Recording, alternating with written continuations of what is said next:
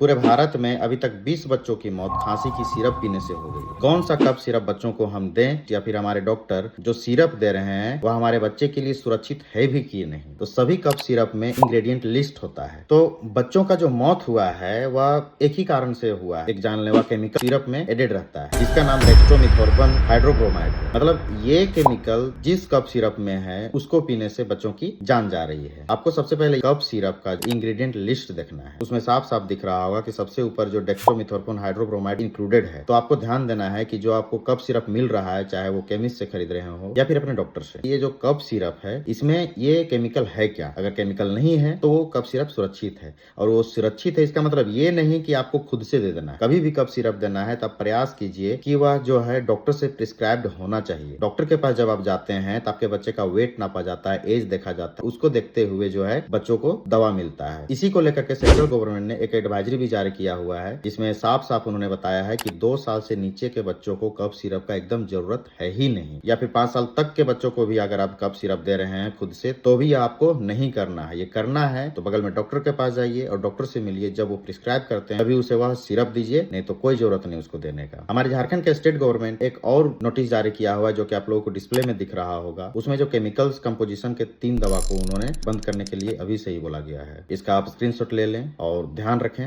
अपने बच्चों का और खुद का भी।